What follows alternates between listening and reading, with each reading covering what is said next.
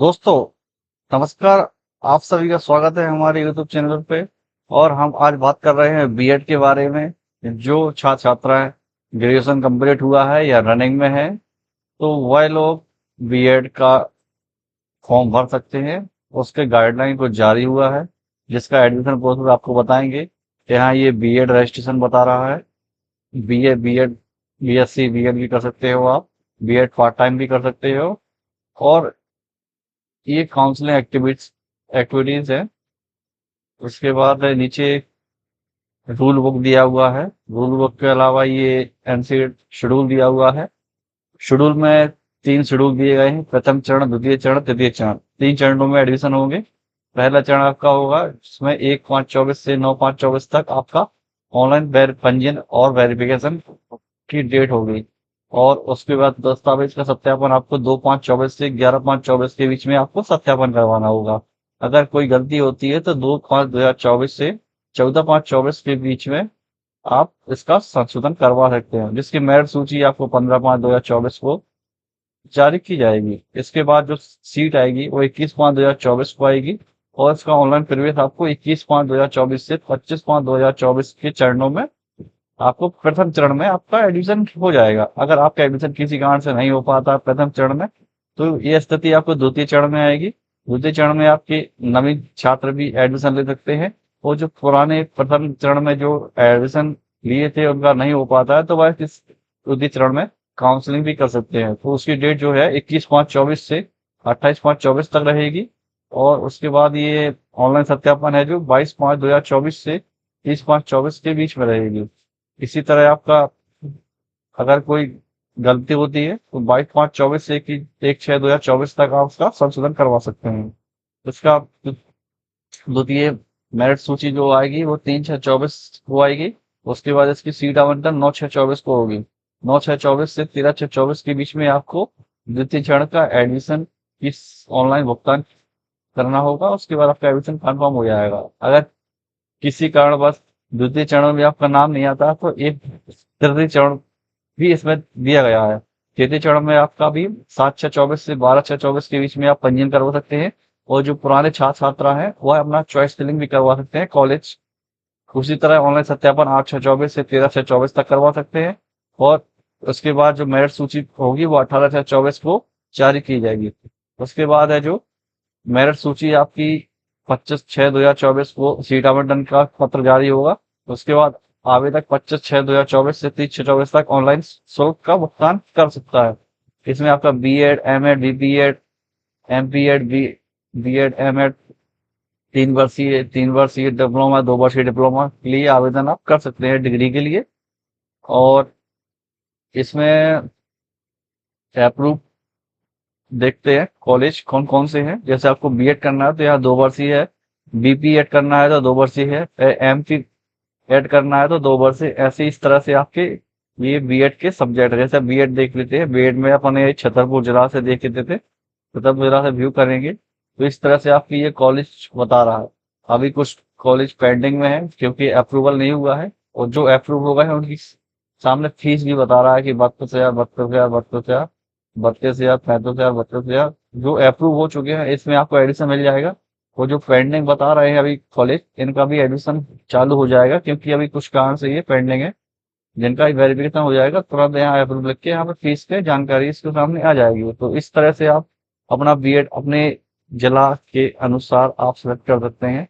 जैसे मैं भोपाल का देख रहा हूँ तो भोपाल के लगभग सारे अप्रूव है। 2-4 ही पेंडिंग डले हुए हैं, बाकी सारे अप्रूव है।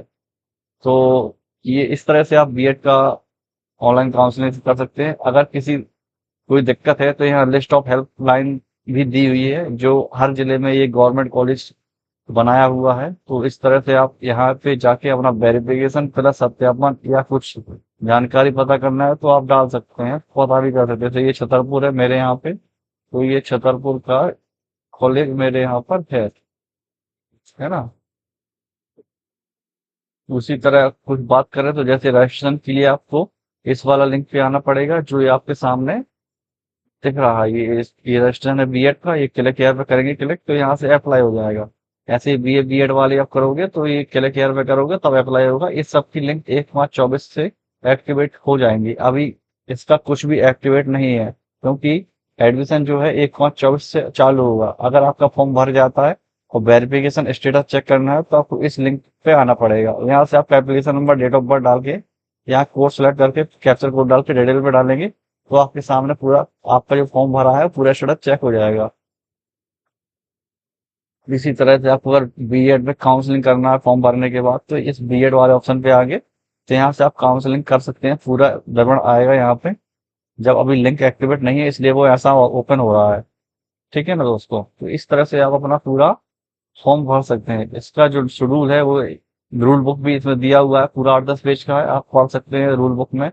ये आपका वर्ष 2024-25 के लिए रहेगा। ये नियम पुस्तिका है, मार्गदर्शन, इसमें आपको सारी जानकारी शीट में दी गई है, अच्छी तरह आप चेक कर सकते हैं।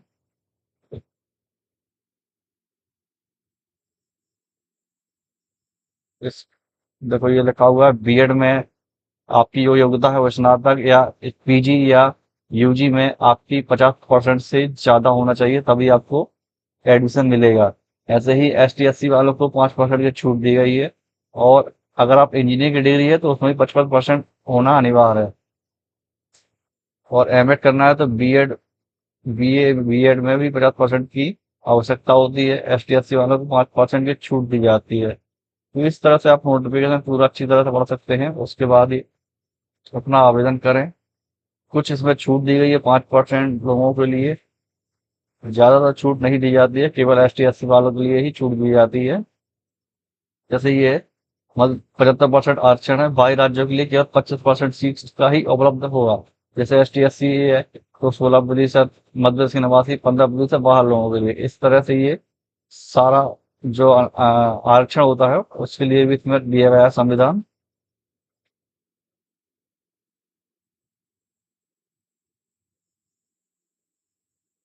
ये है मेरिट सूची है, कट ऑफ इस तरह से इसका जारी होता है।